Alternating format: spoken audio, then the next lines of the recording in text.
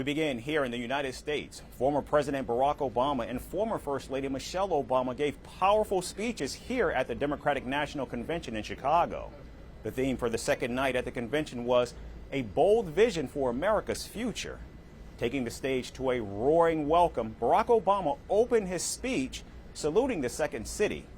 He credited the Windy City for his political fame. The first black president in U.S. history insisted that the nation is now ready to elect Kamala Harris, who is of black and Indian heritage, as the first female president. The former president commended the Democratic Party for its diversity and called it the real American dream. I am feeling hopeful because this convention has always been pretty good to kids with funny names who believe in a country where anything is possible.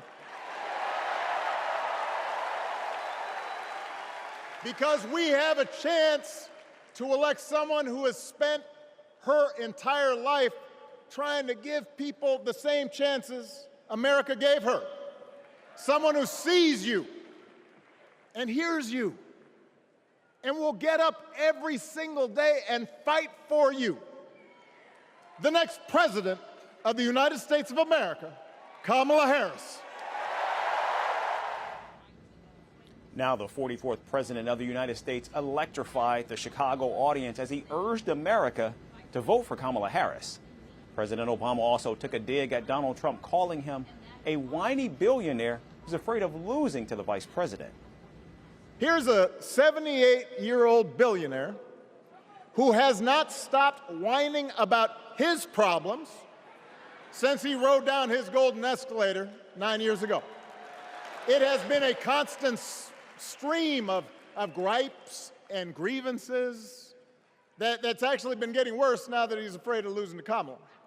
There's the childish nicknames, the crazy conspiracy theories, this weird obsession with crowd sizes. Now, along with former President Obama, his wife and former First Lady Michelle Obama also took shots at Donald Trump and accused him of being jealous of successful people of color. For years, Donald Trump did everything in his power to try to make people fear us. See, his limited, narrow view of the world made him feel threatened by the existence of two hard-working, highly educated, successful people who happen to be black. Wait.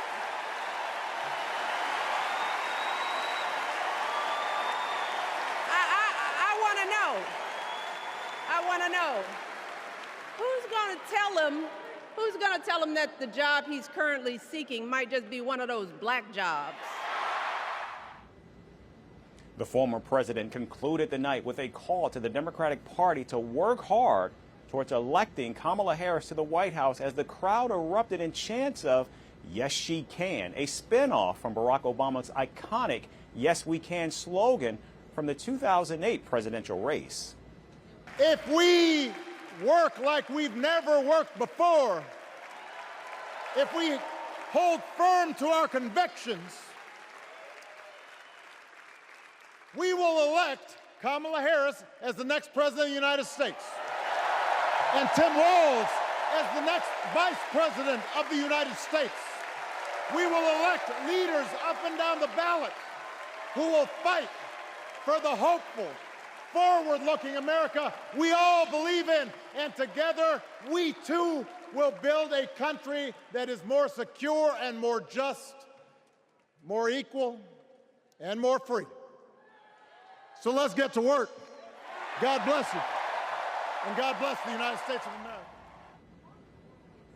Now, apart from the Obamas, the convention witnessed speeches from Vermont Senator Bernie Sanders, Senate Majority Leader Chuck Schumer, Donald Trump's former press secretary Stephanie Grisham, and celebrities like Lil Jon and Spike Lee.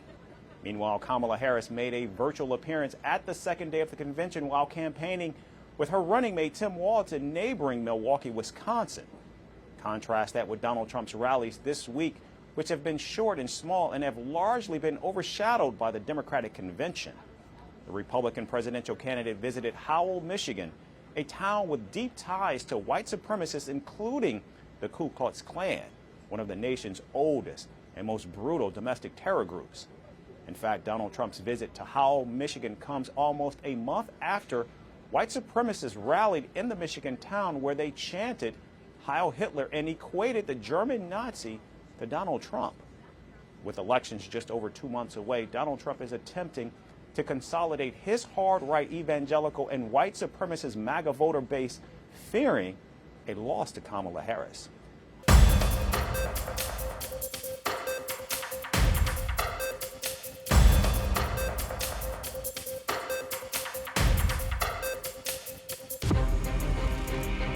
From impeachments to inaugurations, if it's a political story, we are on the scene.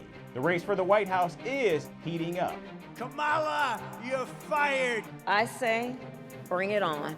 If it's breaking news, we're live with the latest coverage. From the White House, the State Department, and Capitol Hill, we know the issues, but above all, we know the players to bring you the latest in-depth analysis on all the key stories that we're covering.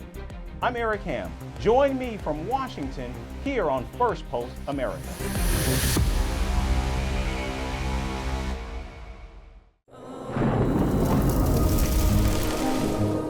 Climate change is on our doorstep. It's time for a revolution to take root. And it starts with 1.4 billion Indians.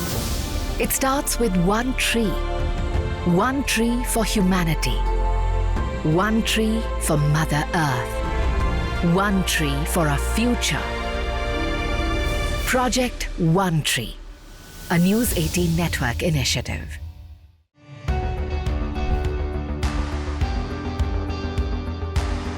Across continents, one powerful news source. Bringing you diverse perspectives on the issues that matter.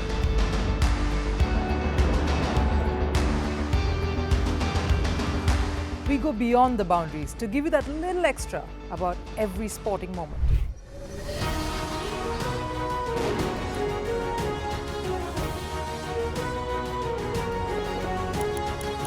So thank you for making Firstpost 5 million strong. We're counting on your support, and you can trust us to bring you the news unfiltered and unvarnished.